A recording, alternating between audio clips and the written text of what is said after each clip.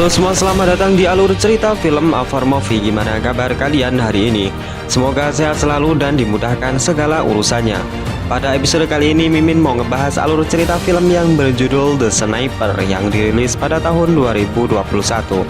Ya udah, tanpa berlama-lama lagi, mari kita masuk ke filmnya. Semonggo.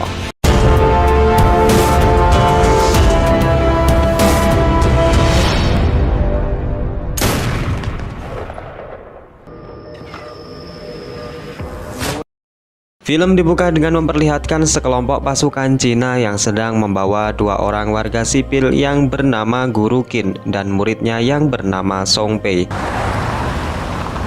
Namun di tengah perjalanan, seorang sniper Jepang yang sudah lama mengintai mulai membidik kepala mereka satu persatu.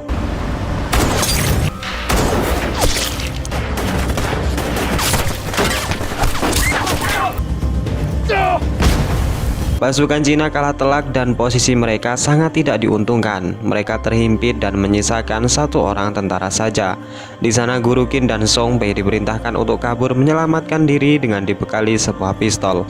Namun Song Pei yang ketakutan nekat berlari sendirian dan kemudian berhasil ditembak oleh sniper Jepang. Berlanjut di mana Song Pei berhasil ditangkap sedangkan Guru Qin tidak bisa apa-apa dan hanya pasrah ketika Song Pei akan diperkaos mereka. Song Pei yang tidak mau kesuciannya direnggut memutuskan untuk menusukkan dirinya dengan pisau yang berada di pucuk senjata tentara Jepang hingga ia pun tewas. Namun siapa sangka pasukan Jepang yang merasa dirinya telah menang dikejutkan dengan serangan sniper yang entah dari mana asalnya.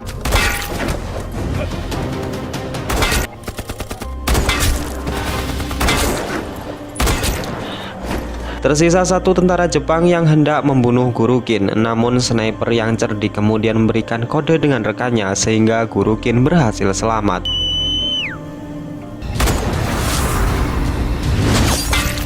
Lalu kita akan diperlihatkan sosok sniper misterius tersebut yang ternyata berasal dari pasukan Angkatan Darat Cina. Ia adalah Kapten Zuo dan sniper cantik yang bernama Ling Feng. Guru Qin yang masih tidak percaya dengan kejadian ini hanya bisa diam 1000 kata. Ia merasakan trauma yang mendalam apalagi Song Pei tewas mengenaskan di depan matanya.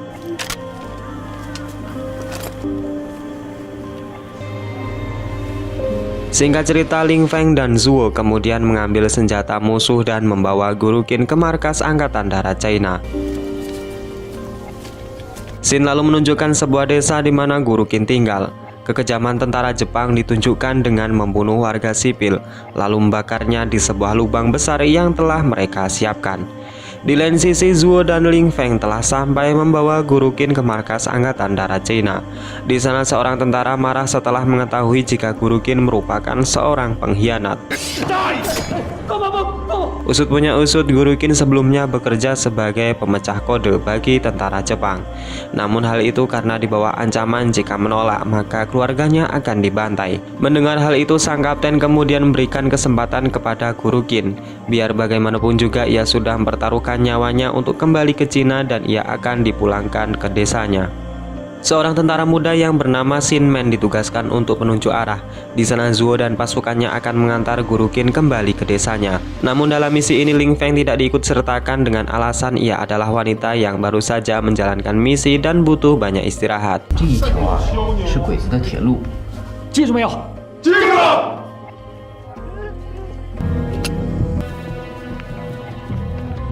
Setelah sampai di desa kelahiran Guru Qin, Zuo dan pasukannya sangat terkejut setelah melihat puluhan mayat penduduk yang sudah terbakar di sebuah lubang besar di tengah desa. Mereka hanya bisa menangis menyaksikan kekejaman Jepang kepada negaranya. Guru Qin yang tak kuat melihat pemandangan tersebut mencoba menyandarkan badan di sebuah tembok. Namun kemudian tembok tersebut rubuh dan ternyata di belakang sana pasukan Jepang telah siap menyergap mereka.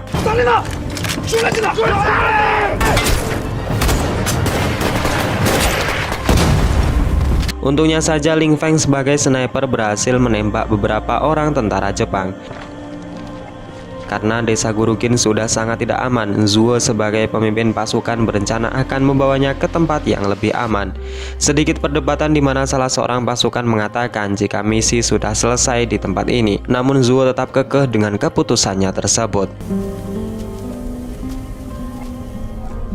Keesokan harinya saat pasukan beristirahat sambil menikmati sarapan, Zuo mendekati Guru Qin dan bertanya alasan mendasar kenapa dulu sempat masuk ke dalam tentara Jepang. Guru Qin kemudian menjawab jika perang sudah membuatnya kacau, ia hanya ingin rasa aman dan terlindungi. Namun dengan Jepang ternyata justru membuat keluarganya dibunuh dengan kejam dan bahkan dirinya sekarang benar-benar dalam incaran mereka. Singkat cerita, perjalanan dilanjutkan sampai terbenamnya matahari.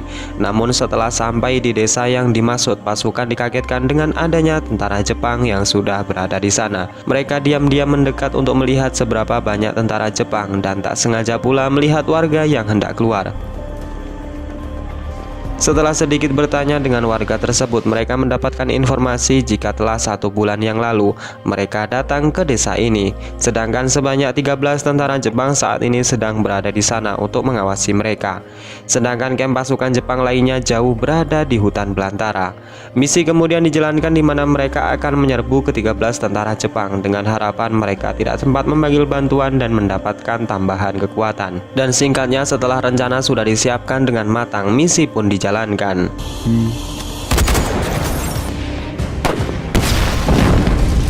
Setelah berhasil melumpuhkan setiap perlawanan tentara Jepang, Zuo dan anak buahnya bergerak masuk dan menghitung setiap korbannya. Rupanya korban jatuh 12 orang tewas, di mana itu artinya seorang musuh masih hidup dan sekarang kemungkinan besar sedang memanggil bantuan.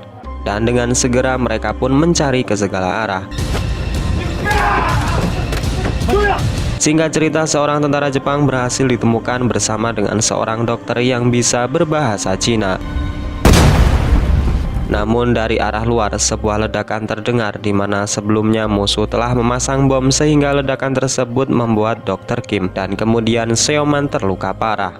Di sana sang dokter langsung dipaksa untuk menyelamatkan nyawa tentara muda tersebut. Namun sayangnya Xiaomen tidak bisa tertolong lantaran ledakan bom sudah merusak sebagian sistem organnya. Karena Men telah meninggal, Zuo kemudian memaksa sang dokter untuk mengobati Guru Qin yang terluka tidak terlalu parah. Namun tak lama kemudian telepon berdering. Di sana sang dokter kembali dipaksa untuk mengangkat telepon tersebut. Kemudian selesai menelpon, sang dokter mengatakan kepada pasukan Cina jika Jepang dan bala bantuannya akan segera ke sini sehingga ini adalah situasi yang sangat buruk. Kapten Zuo memutuskan untuk tetap di sini melawan tentara Jepang tersebut sembari menunggu Guru Qin selesai dioperasi. Hal ini jelas mendapat penentangan dari salah seorang prajurit. Ia merasa jika melawan Jepang dengan jumlah yang tidak seimbang adalah misi bunuh diri. Namun Zuo menjelaskan jika Kim adalah seorang yang penting dan ia harus diselamatkan. Jika memaksa untuk kembali maka nyawa Zuo dipastikan tidak bisa tertolong lagi. Ling Feng pun bertanya-tanya kepada Zuo kenapa bisa seloyal ini melindungi Guru Kim, sehingga timbul pertanyaan siapa Kim ini sebenarnya. Namun Zuo tidak menjawab dan menyuruh Ling Feng segera berada di posisinya.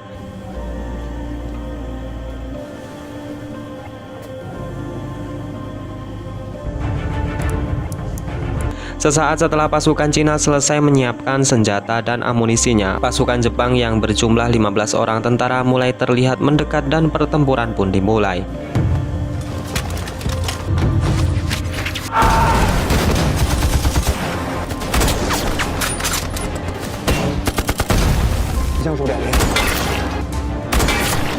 Serangan kecil ini tentu mudah bagi tentara Cina, namun sayangnya di akhir pertempuran seorang tentara Jepang berhasil kabur setelah Ling Feng gagal menembaknya. Ini adalah pertanda buruk di mana ia pasti melapor para atasan Jepang dan mereka akan membawa pasukan yang lebih banyak lagi untuk melawan mereka. Ketika pertempuran selesai, mereka kembali ke ruangan operasi di mana di sana terlihat Kim yang sedang kesakitan lantaran obat biusnya habis. Ling Feng kemudian menemukan sebuah buku yang jatuh dari saku Kim, di mana ia sudah bisa menyimpulkan jika Kim dulunya adalah intelijen Jepang pemecah kode rahasia. Usut punya usut, kematian ayah Ling Feng dulunya disebabkan oleh pengkhianat seperti Kim ini. Dan di sini terjadi kekacauan di mana Ling Feng berusaha membunuh Kim sebagai balas dendam. Zuo kemudian datang menenangkan Ling Feng. Di sana ia mengatakan jika tujuannya membiarkan Kim hidup adalah untuk memanfaatkan kemampuannya dalam membaca kode tentara Jepang. Jadi Kim bukanlah orang yang salah, melainkan semua itu tergantung orang yang bisa memerintahnya. Tak lama kemudian pasukan Jepang berduyun-duyun datang dari balik ladang jagung bersiap untuk menyerang mereka. Terlihat pasukan Jepang yang ratusan kali lebih banyak dibanding pasukan Cina bersiap menggempur habis-habisan.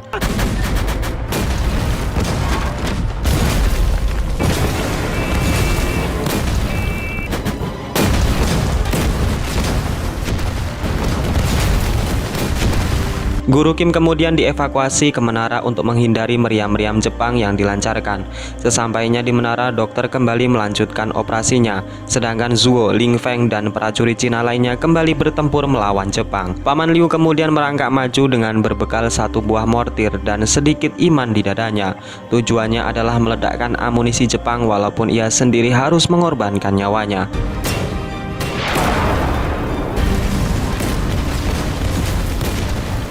Walaupun demikian, ledakan yang diakibatkan oleh amunisi berhasil membuat sebagian pasukan Jepang tewas. Namun tentara Jepang yang berada di regu susulan masihlah banyak sehingga pertempuran pun kembali pecah.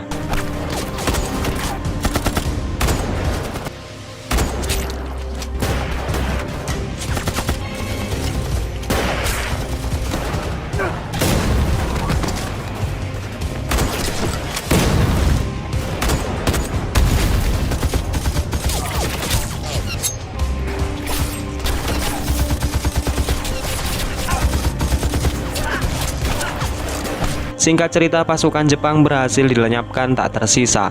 Di sana sang dokter meminta bantuan untuk mengambilkan peralatannya yang tertinggal. Seorang tentara Cina dengan senang hati menolongnya. Namun saat ia hendak kembali, rupanya sniper Jepang mulai menampakkan eksistensinya dengan menembak dua orang tentara Cina.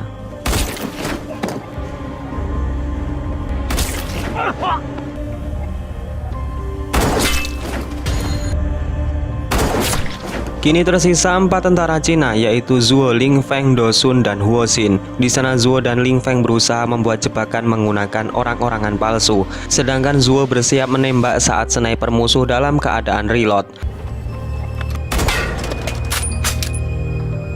Namun yang terjadi sungguh mengejutkan, di mana ternyata sniper musuh sangat cepat, sedangkan Zuo sendiri hampir tewas dibuatnya.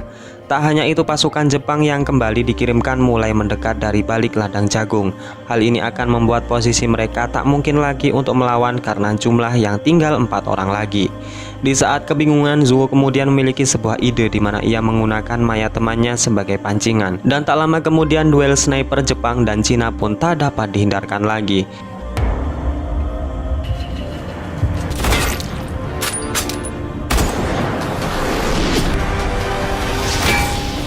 Setelah sniper musuh berhasil dilumpuhkan, pertempuran kembali pecah setelah pasukan bantuan Cina kembali mendekat.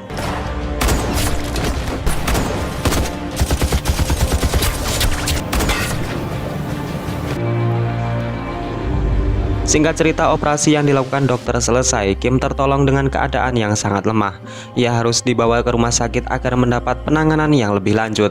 Namun suara getaran tiba-tiba bergemuruh di mana jauh di depan sana, pasukan Jepang sudah bersiap dengan tank baja dan beberapa pasukan di belakangnya.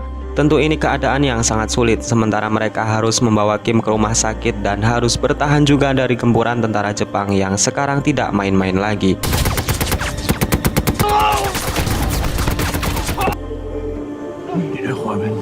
Karena terus digempur oleh tank baja Jepang, Zuo, Ling Feng, dan Huo Xin hanya bisa diam dan juga istighfar. Mereka melawan pun dirasa sia-sia karena senjata berat seperti itu tak mampu hanya dilawan dengan peluru sniper. Tak ada pilihan lain, Huo Xin kemudian berlari dengan membawa bom di tangannya dengan tujuan meledakkan tank baja dari jarak sedekat mungkin.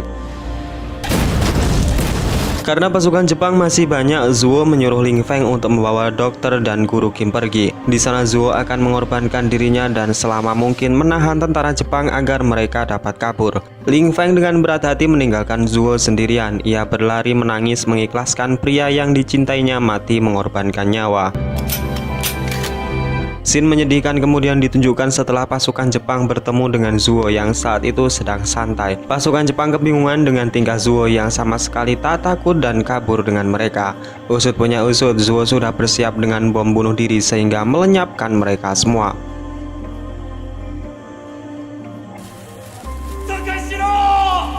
Dan kemudian film diakhiri dengan Ling Feng yang menatap kepulan asap tebal tertanda bom yang sudah meledak, dan itu artinya Zuo telah pergi meninggalkan dirinya untuk selama-lamanya. Dan kemudian film ini pun selesai. Ya udah, segitu aja guys alur cerita pada episode kali ini. Semoga dapat menghibur dan mengisi waktu kosong kalian. Saya Najwa undur diri. Wassalamualaikum warahmatullahi wabarakatuh.